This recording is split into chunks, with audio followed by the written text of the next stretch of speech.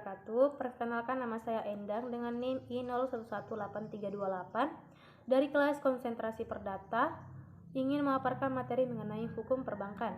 Langsung saja, pengertian bank.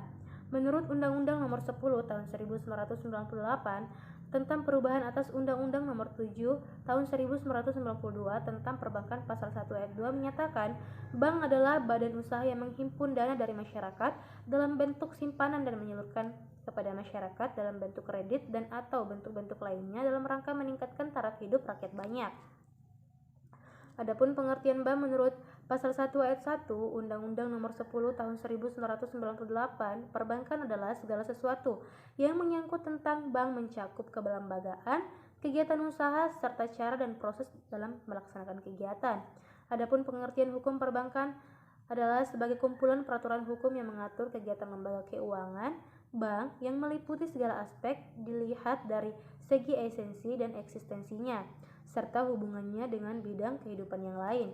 Adapun sumber hukum perbankan ialah Undang-Undang Nomor 10 Tahun 1998 tentang perubahan Undang-Undang Nomor 7 Tahun 1992 tentang perbankan. Adapun Undang-Undang Nomor 23 Tahun 1999 tentang lembaga penjamin simpanan. Adapun Undang-Undang Nomor 3 Tahun 2004 tentang Bank Indonesia. Adapun Undang-Undang Nomor 21 Tahun 2008 tentang perbankan syariah. Adapun Undang-Undang Nomor 25 Tahun 1992 tentang pengoperasian. Adapun pengertian keuangan menurut Kamus Besar Bahasa Indonesia adalah keuangan merupakan segala sesuatu yang bertalian dengan uang, seluk-beluk uang, urusan uang, atau keadaan uang. Adapun keuangan berhubungan dengan proses kelembagaan, pasar, dan instrumen yang terlibat dalam transfer uang di antara individu maupun antar bisnis dan pemerintah. Adapun sistem keuangan. Sistem keuangan di Indonesia terbagi menjadi dua jenis. Yang pertama, depository, dan yang kedua, lembaga keuangan bukan bank non-depository. Adapun lembaga keuangan ialah suatu institusi atau badan usaha yang bergerak di bidang jasa keuangan yang menghimpun aset dalam bentuk dana dari masyarakat lalu menyalurkan dana tersebut untuk pendanaan kegiatan ekonomi dan proyek pembangunan dengan mendapatkan keuntungan dalam bentuk bunga dengan persentase tertentu dari dana yang disalurkan tersebut. Adapun jenis lembaga keuangan, yang pertama lembaga keuangan bank atau depository, terbagi menjadi tiga. Yang pertama bank sentral, yang kedua bank umum dan syariah, yang ketiga bank perkreditan rakyat. Yang kedua lembaga keuangan bukan bank non-depository. Yang pertama pegadaian, yang kedua pasar modal atau bursa efek, yang ketiga lembaga pembiayaan, yang keempat perusahaan asuransi, yang kelima lembaga dana pensiun, yang keenam koperasi simpan pinjam. Adapun hubungan antara lembaga keuangan, yang pertama tempat menyimpan uang, yang kedua sebagai pembeli dan penyalur kredit, yang ketiga sebagai perantara dan pembayaran, yang keempat mencetak uang. Adapun peranan lembaga keuangan khususnya perbankan dalam pembangunan, yang pertama mengembangkan UKM agar kompetitif bersama pelaku ekonomi lainnya. Yang kedua menciptakan struktur perbankan domestik yang sehat dan mampu memenuhi kebutuhan masyarakat. Yang ketiga menciptakan sistem pengaturan dan pengawasan bank yang efektif dan mengacu pada standar internasional. Adapun sistem perbankan Indonesia, pengertian bank dan perbankan. Pasal 1 ayat 1 Undang-Undang Nomor 10 Tahun 1998, perbankan adalah segala sesuatu yang menyangkut tentang bank, mencakup kelembagaan, kegiatan usaha serta cara dan proses dalam melaksanakan kegiatan. Undang-Undang Nomor 10 Tahun 1998, bank adalah badan usaha yang menghimpun dana dari masyarakat dalam bentuk simpanan. Adapun asas pendirian bank-bank Indonesia. Yang pertama, demokrasi ekonomi dengan menggunakan prinsip kehati-hatian diatur dalam pasal 2, 3, dan 4 Undang-Undang Nomor 7 Tahun 1992. Adapun fungsi penghimpunan dana dan penyalur dana masyarakat, yang pertama kepercayaan, yang kedua investasi distribusi, konsumsi atau jasa yang menggunakan uang sebagai medianya, yang ketiga jasa penyimpanan dana, jasa pemberian pinjaman, dan lain sebagainya. Adapun tujuan, yang pertama menunjang pelaksanaan pembangunan nasional dalam rangka meningkatkan pemerataan, yang kedua pertumbuhan ekonomi, Yang ketiga, stabilitas nasional ke arah peningkatan rakyat banyak. Jenis bank jika dilihat dari fungsinya menurut Undang-Undang Nomor 7 Tahun 1992 ditegaskan. Undang-Undang Nomor 10 Tahun 1998 yang pertama, Bank Sentral mengawasi kegiatan moneter LK. Yang kedua, Bank Umum atau Komersial Bank melaksanakan kegiatan usaha perbankan secara konvensional dan atau berdasarkan pada prinsip syariah Islam lalu lintas pembayaran. Yang ketiga, Bank Perkreditan Rakyat atau BPR, yaitu bank yang melaksanakan kegiatan perbankan secara konvensional maupun prinsip syariah Islam, di mana dalam kegiatannya tidak memberikan jasa dalam lalu lintas pembayaran. Yang ketiga, jenis bank dilihat dari status jika dilihat dari segi jumlah produk, modal, hingga kualitas pelayanan, terbagi menjadi dua. Yang pertama, bank devisa, dapat melakukan transaksi hingga ke luar negeri atau kegiatan yang berhubungan dengan mata uang asing. Yang kedua, bank non-devisa, tidak memiliki layanan transaksi hingga lintas negara secara luas, sekalipun memiliki namun hanya terbatas pada negara-negara tertentu saja. Lainnya, termasuk pemerintah, memiliki otonomi serta tidak menjadi bagian dari lembaga-lembaga negara lainnya. Adapun sumber dan alokasi dana perbankan, usaha bank dalam memperoleh dana dalam rangka membiayai kegiatan operasinya dengan cara harus lebih dulu membeli uang atau menghimpun dana sehingga dari selisih bunga tersebutlah bank memperoleh keuntungan.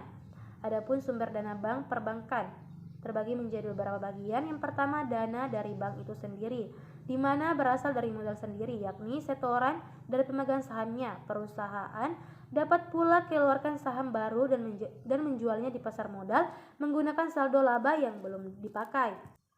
Yang kedua, dana yang berasal dari masyarakat luas, terbagi menjadi dua. Yang pertama, simpanan giro, simpanan pihak ketiga yang penarikannya dapat dilakukan setiap saat dengan menggunakan cek.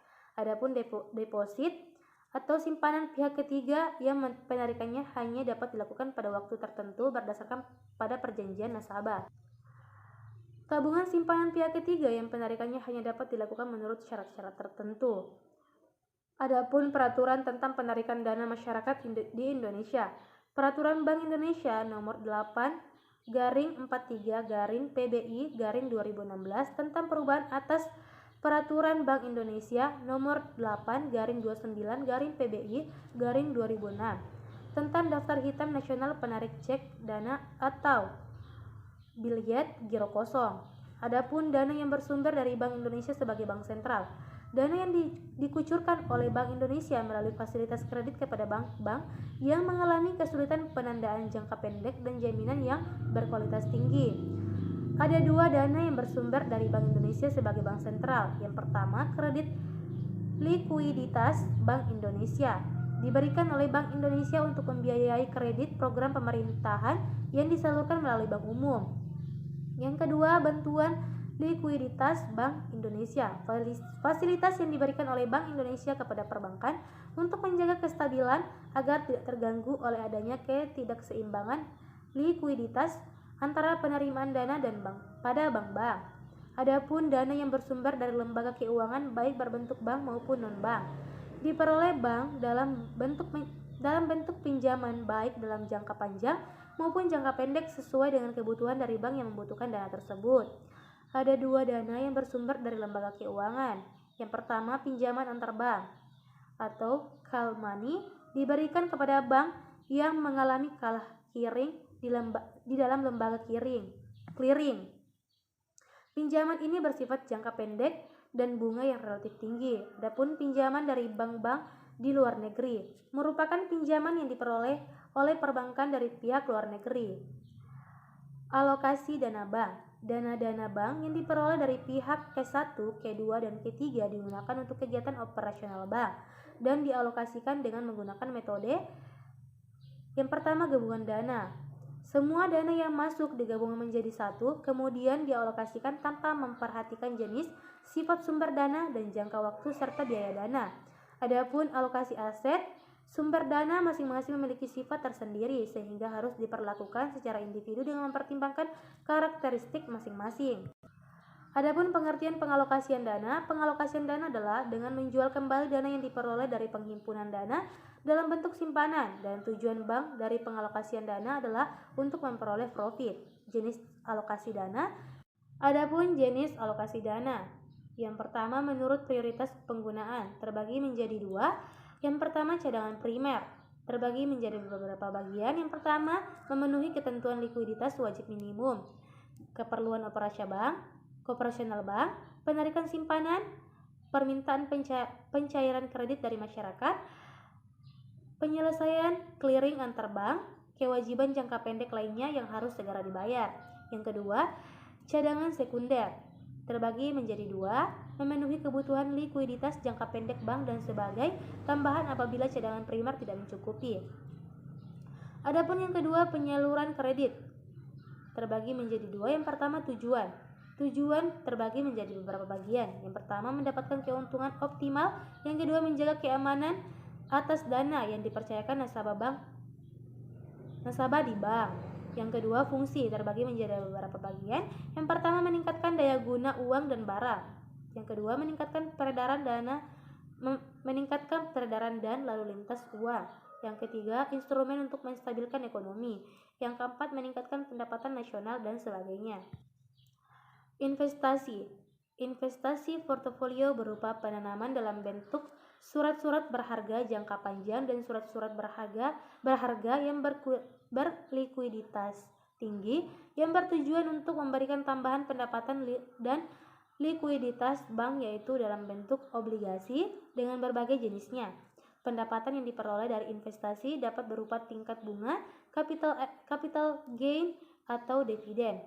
Yang kedua, menurut sifat aktiva, terbagi menjadi dua. Yang pertama, aktiva non-produktif, terbagi menjadi dua. Alat-alat likuiditas bank, yaitu kas, giro pada Bank Indonesia, giro pada bank-bank lain, dan sebagainya. Yang kedua, aktiva tetap dan inventaris, yaitu tanah, gedung, kantor komputer, dan sebagainya.